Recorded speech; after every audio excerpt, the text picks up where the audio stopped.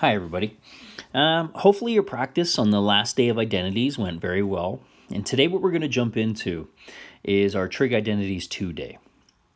So the assumption I'm going to make at the beginning of this lesson is we've gotten somewhat comfortable using our quotient and our Pythagorean identities to be able to get left side to look like right side. And that we've spent some time playing around with some of those problems where we're starting to feel like these problems are like puzzles. And can we find our way or sort our way through this puzzle to eventually get to the end goal of left side looking like right side? So, what I'm going to talk about today then are some specific strategies you can use to be able to work your way through. Now, in the ideal situation, what I would have liked would have been to be able to put up an identity like you see on the screen and then give everybody a few minutes to play around with it. And then we can talk about the strategies we see. I would be talking to you about the amount of struggle you need to experience. That we often learn an awful lot more through that struggle than what we do through our success. That I'm going to argue, when you pause the video today, pause it for a while. Really struggle your way through. Don't just be satisfied with left side looking like right side, although you should be very happy when that can happen. But also then focus in on, when you see a solution to any of these identities, am I taking an efficient route through that process? Do you see something that you never thought to try? All these things we want to do to get to the point where we can feel comfortable stumbling our way through an identity, but having so much experience with it that we can recognize certain patterns that we can follow that can help us out. So, let's jump in for today. I'd like everybody to pause the video and try to go through and prove 1A. Okay, we're back. So, if I was to play around with this example, I think what I would be doing would be playing with the left side. The reason why I would manipulate the left side is because I can see an operation right off the bat that I know that I can follow. I can square that binomial. So if I were to expand those brackets, then I can square the first, multiply those two together and double it, and square the last. If I happen to see that, I'm having a focus over on the right side. What I really like is my right side has a term 2 sine x cos x, and I have a term 2 sine x cos x from the left side. So I like the fact that those are both there. Now I take a look at what's remaining, and hopefully that is jumping out at you. That what you have is a sine squared plus cos squared, and we know our Pythagorean identity says that that is equal to 1. I used my Pythagorean identity. I'm going to quote it. And there we go. Now, I would have had some other people that may have gone the other direction. And what I want to do is want to show you an alternate way to be able to work through that problem. Perhaps we started with the right side. I'll be honest with you, I don't know why we would, because there's such little there, but we still could. And maybe we see the 1 on the right side, and we know that we can replace sine squared plus cos squared for our 1. Now, instinct-wise, I have to be honest with you, that action that we just took on the right side, if I was to go through and try to prove 20 identities, I might do that once. Me replacing 1 with sine squared plus cos squared is a limited action for me. Unlike in the blue solution, me replacing sine x plus cos x, sine squared plus cos squared with 1, I do all the time. Now, if we were to look at that purple line, we might be stumped as to where to go in this instance. And I just want to show you that I think this action could pop into our heads. And the reason I say that is because we quite often get used to seeing polynomials that would take the form of a squared, and then you have a middle term of like 2ab, and then you have a last term of b squared. something squared, and a combination term in the middle. Maybe we can then see that what we could do is we could take that purple solution and we could factor it. I would be looking for two numbers that multiply to give 1 and add to give 2. That would be 1 and 1. I know that we wouldn't factor it into sine x plus cos x and sine x plus cos x, because bad form would say if you have two of those same factors, then write it as a perfect square. So, two ways to be able to work your way through problem 1a. Okay, what we're going to do is we're going to start to pick up the pace as we go through these identities, and we're not going to provide multiple solutions. It's up to you to try to see the efficiency factor of different routes through. So you'll see the identity that we have to prove in B, and right now I'd like everybody to pause the video and jump in and give it a go. Okay, we are back. So in this instance, I would be working my way through and manipulating the left side. The reason for it, my left side has so much more stuff in there. So the first thing I think I would do is, since I recognize that I have sine squared over cos squared, I can actually use my identity in that form. It's really important for us, if I make a note off to the side, that sine over cos, if I were to square that whole fraction, then that means that I would square the top and I would square the bottom. So sine over cos all squared is equal to sine squared over cos squared. Notice that sine over cos is my tan. That is my quotient identity. Don't feel like you would have to go backwards in this case then and rewrite sine squared over cos squared in this form to be able to use your quotient identity. You are completely fine then to use a manipulated form of your quotient identity. That being, sine squared over cos squared is equal to tan squared. Now the rest of that line is 1 over tan x. And if I were to go through then and multiply those two together, that's going to get me tan x, because when I cross reduce, those tan x's will divide out. Now I've got my left side looking like my right side. I have proven my identity. There is another way through this one, and I would like to show you very quickly that we could have manipulated the left side a little differently. That I think I would have had a number of people say, I know that tan x is sine x over cos x. And therefore they would have subbed in and used their quotient identity there. I also left out my quote up above. When they get to this instance, they have now subbed in, and my action is to always simplify.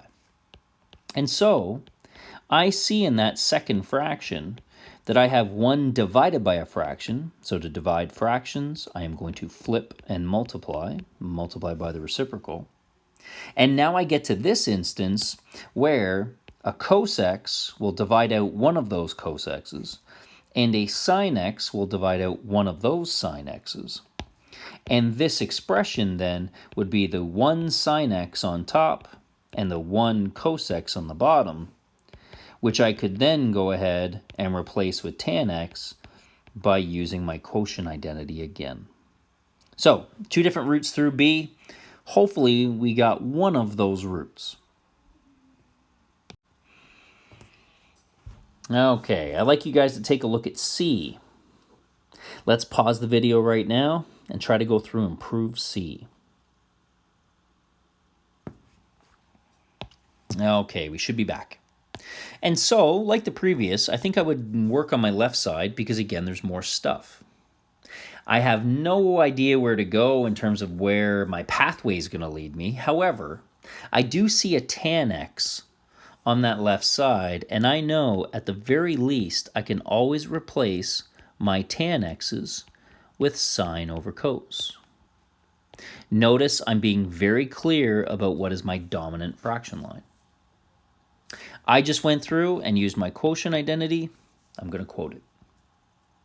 Well, now that I've subbed in, my next decision is made for me, and that is I simplify. What I want you to do is focus in right now on the top of that big fraction. That for me to simplify, that means I'm going to have to get a common denominator. And so one of the very common approaches that we deal with is getting a common denominator when we add or subtract two fractions together. My common denominator is going to be cos x.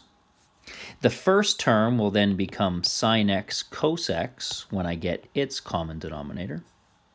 And my last one didn't need changing because its denominator was already cos x. Notice I may need to extend some of my fraction lines to make sure I can clearly see my dominant fraction line. Okay, I got to that point. I haven't fully simplified yet. So I now have a fraction divided by cos x plus 1. That would be the same thing as this line. Sine x cos x plus sine x all over cos x times 1 over cos x plus 1. We know to divide means we flip and multiply. You never have to show that green line. We would be totally fine with you coming in on this line. I then have my top. Now what I need to do is take that bottom of cos x, just to be clear, and now multiply it by my cos x plus 1. And so you can come right in on this blue line. My only suggestion to you would be, let's not expand this in and fully simplify yet, because we might have to take an action where we then have to backtrack. I like that last blue line that I put down, and maybe you can see where we would go next.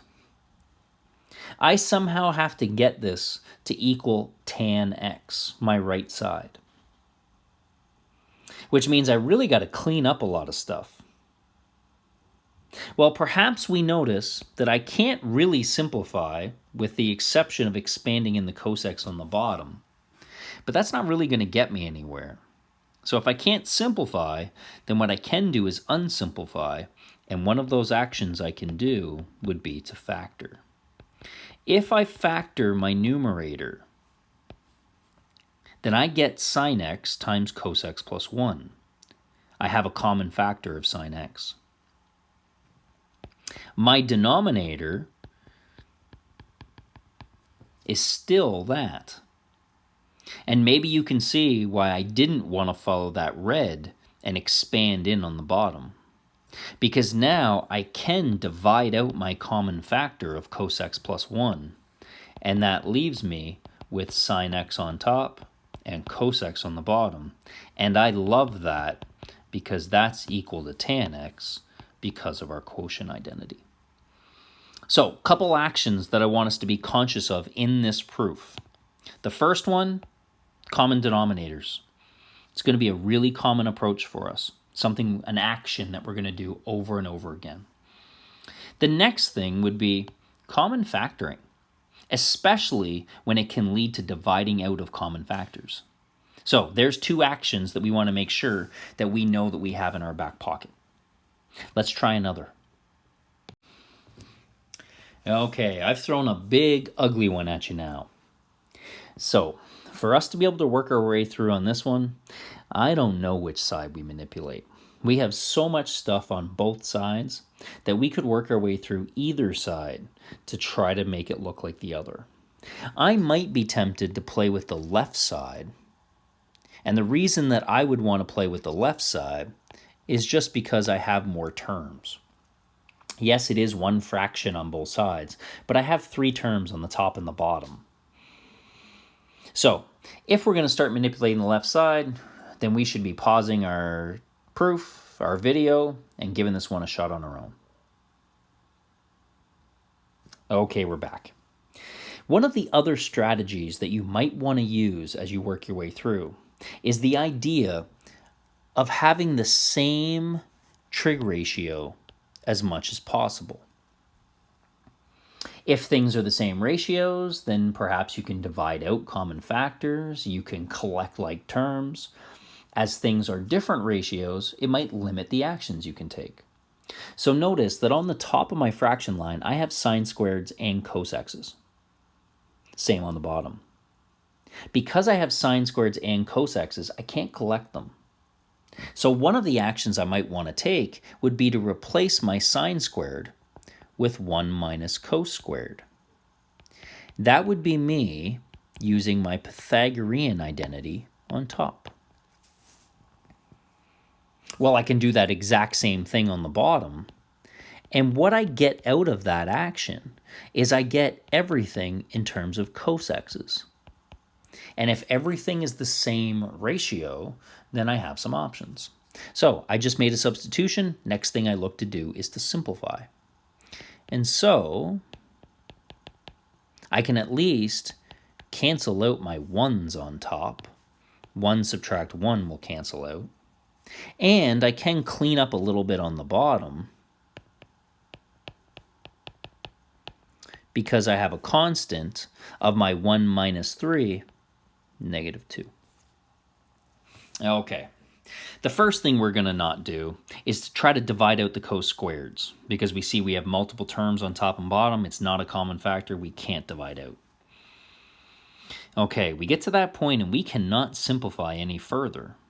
So we may try to unsimplify, which means factor.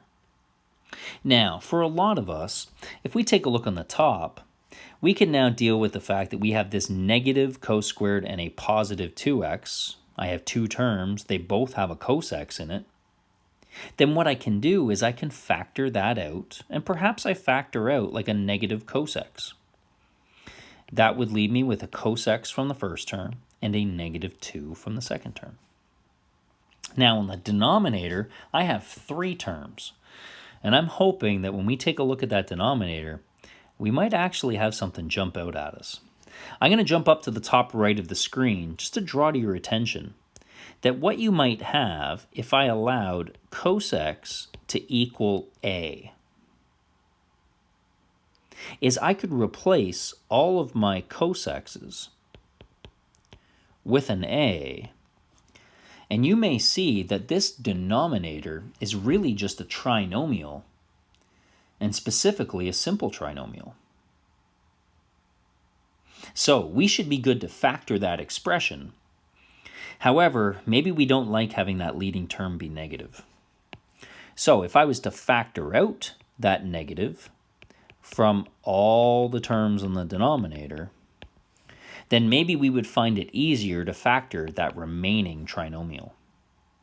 Well, at the very least, I could divide out the negatives now. And so my top becomes cosx times cosx minus 2. And my bottom is now me trying to factor that trinomial. So if we struggle to see that on the denominator, then maybe we can look back up to the top right corner and say, well, if I factored out that positive, I would now be looking for two numbers that multiply to give 2 and add to give negative 3. So back with my red solution, I could factor that into a cos x minus 2 and a cos x minus 1. If you re-expand the denominator, we'll notice we would get back to the original expression. I love the fact that it factors that way because now I can divide out my cos x minus 2's, and that would then leave me with a single cos x on top and a cos x minus 1 on the bottom. Okay, where do we go from here? Well, we have a number of options. And so what we might attempt to do in this situation is we say, I've hit a snag. I got to a point where I can't simplify. And so instead then, I jump over to the right side. And what I'm going to do is now I'm going to try to manipulate the right side to make it match up with my manipulation of the left side. So as I take that right side, one of the first things I may notice. So now my eyes are coming all the way back up to the original right side. On top, I have a common factor of cos x. So I can factor out that cos x from the top. On the denominator, I have a negative sine squared. Well, I know that I can always replace every sine squared with 1 minus cos squared. Okay, I can leave my top factored. And now I can simplify the denominator, so I can go ahead and expand in that and just write it in proper form. So I'll put the cos squared first and the minus 1. Okay, I've hit a snag again. But maybe through our experience the first time, we may see where we need to go. Now I'm just going to shrink this down a little bit to make a little more room to work with. But maybe I can look at the bottom and notice, like previously, this denominator can factor. What I have is a difference of squares. And so when I factor that denominator, it will factor into conjugates. Cos x plus 1 times cos x minus 1. My numerator remains unchanged, but I love the way that factored in the denominator, because now my cos x plus 1s will divide out. And I'm able to simplify that down to cos x over cos x minus 1, and I am done. Nice. My left side looks exactly as my right side, and I have proven my identity. I would throw that one into the doozy category for us. That one's going to probably challenge us significantly. Let's keep them going. So now we take a look at E, and you may notice something that jumps out at you a little bit. I want you to look closely at E. As we look at E, you'll notice on the right side, we have a symbol there that we haven't seen in a while. And so I just want to draw back to your attention a little review from a ways back. You happen to see cosecant x. And we maybe remember that that's one of our reciprocal ratios. We just maybe don't remember which one it is.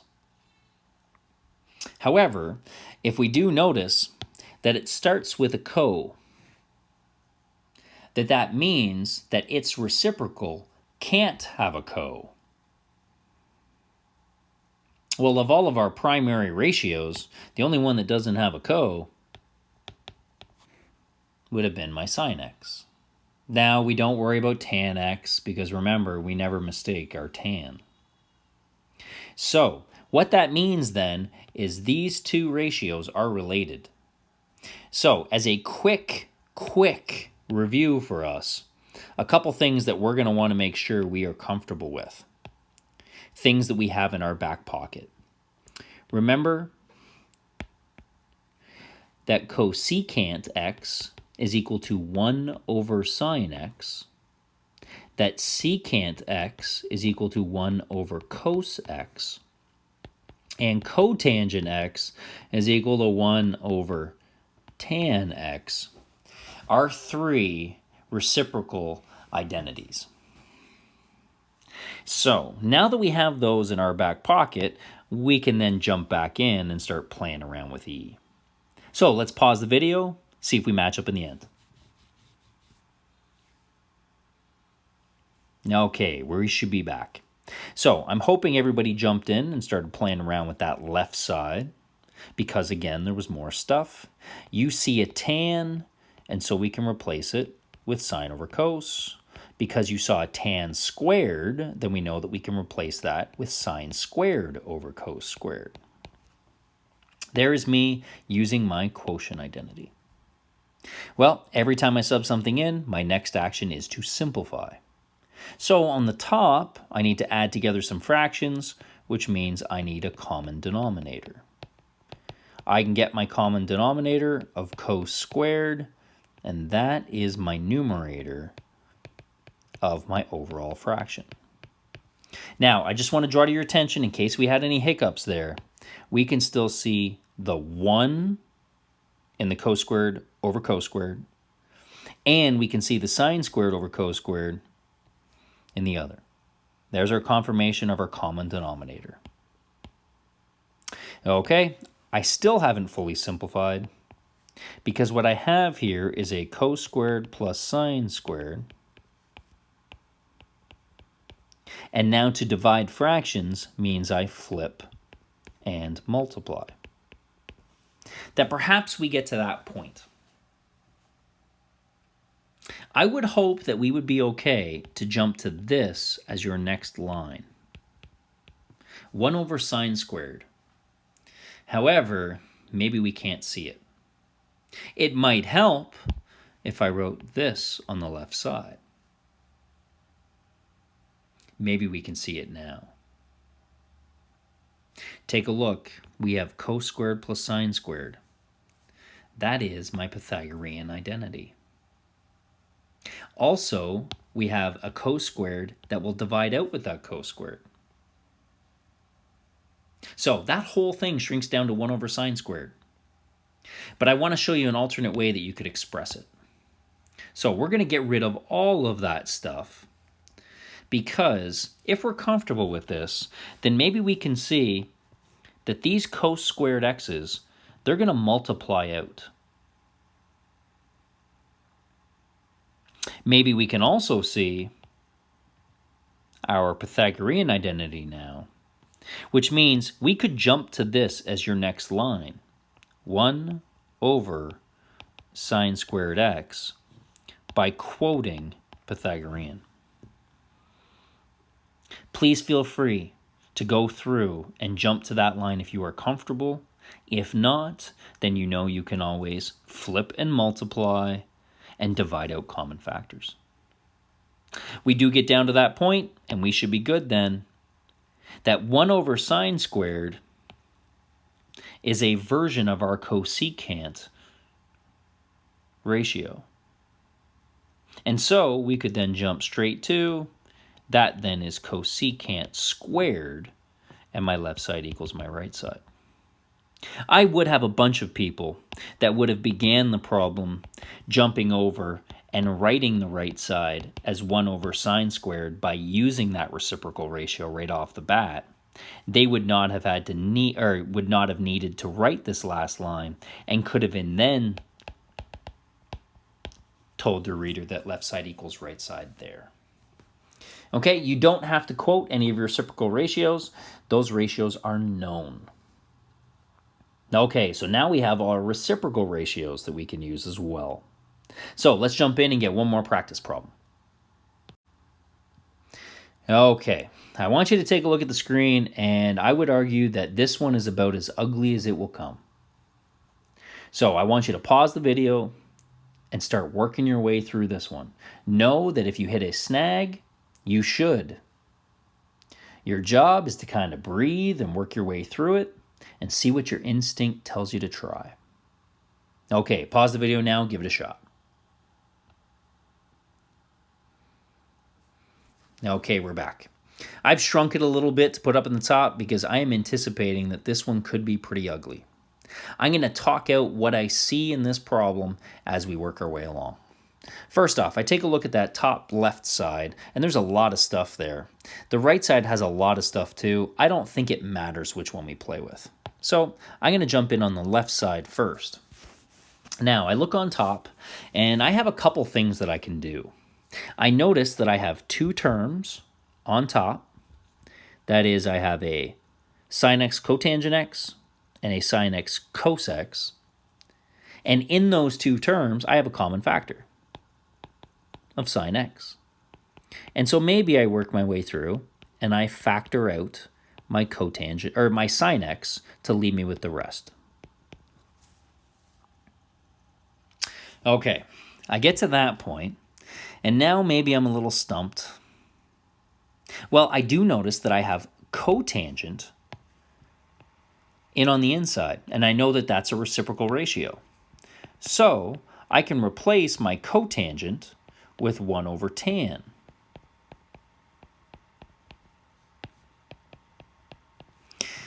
Now, since that's been replaced with tan, then I know that my tangent is my quotient identity, and I can replace my tan with sine x over cos x.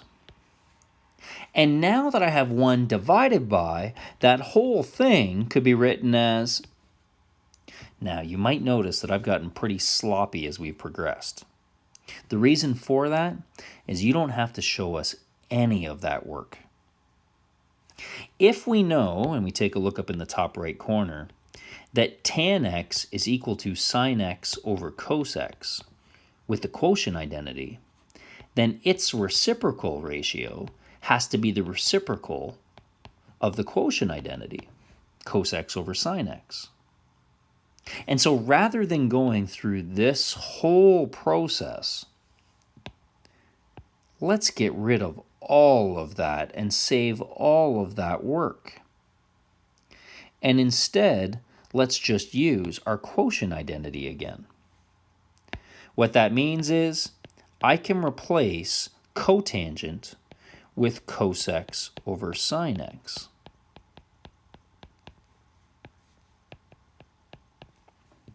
And that is me still using quotient identity. Okay, now that I've subbed it in, I simplify. So on the inside of those brackets, I can get a common denominator. That common denominator is going to be sine x. That is all still over that dominant fraction line of cos x. But at least now that I've done that, I notice my sine x's will divide out. And so this side can then become a cos x minus cos x sine x all over cos x. Now, we could unsimplify this and factor the top. However, we might see that on the top of my fraction I have 2 terms, on the bottom of my fraction I have 1 term, but all 3 of those terms contain a cos x. And so I can then divide out a cos x from all of those terms, and I could shrink that side down to a 1 minus sine x. Okay, I got to that point where I can't simplify that thing any further. Okay, it's time to jump over and play around with that right side. So I'm going to play around with the right side and see what I can come up with. Well, on the denominator, I notice kind of the same pattern as what I began. I have 2 terms on the bottom. Both of those terms have a secant in it. So I'm going to factor out my secant from both terms. Well, I know that secant is 1 over cos. So I can replace that with my 1 over cos. Well, I get to this point, and here's where we've got some options. I do have this 1 over cos x that I could expand into my brackets. But I also have that 1 over cos x that is being multiplied by everything on the bottom. And if that's the case, then I could do this division operation with the 1 over cos x. You have 2 options to work your way through. If you are very comfortable with your operations, I would suggest the latter. However, if we're still a little unsure of our operations, then I would go with the former. So let's go ahead and let's just put the blinders on a little bit, and let's go ahead and expand in the 1 over cos x. My dominant fraction line isn't looking very dominant. I'm going to make it a little bigger. Okay, I can continue to keep going with this, so that means I can simplify my denominator into one fraction. Luckily, they already have a common denominator. Well, now that I get to this point, I am now taking my cos x, and since my denominator is one fraction, then to divide by a fraction, I am going to flip and multiply.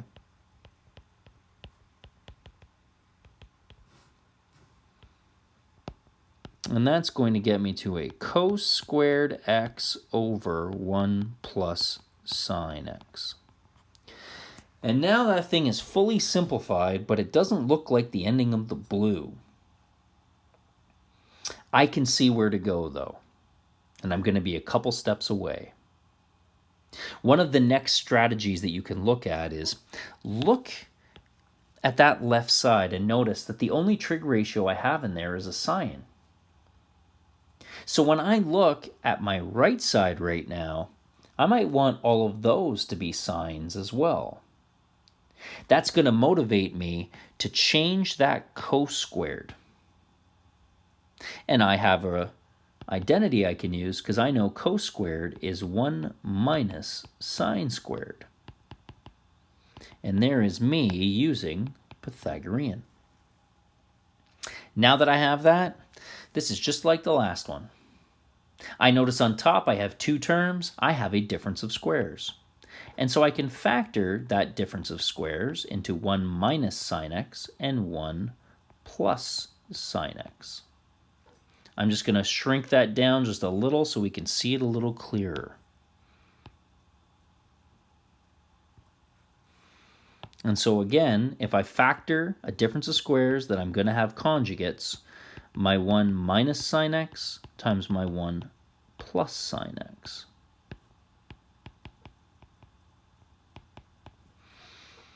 And now that we get to that point, we love seeing that because my 1 plus sine x factors will divide out, and I am left with a 1 minus sine x. And then I can exhale because I finally got down to my left side looking like my right side. Okay, you saw a bunch of strategies today. The idea of if you see a tan, replace it with sine over cos. Fight off on the urge of replacing your ones with sine squared plus cos squared. If you see a sine squared, replace it with 1 minus cos squared. If you see a cos squared, replace it with 1 minus sine squared. And now you have all of your reciprocal trig ratios, your cosecant, your secant, your cotangent. I think what we need now is to get a ton of practice going through and solving these puzzles. Best of luck to you.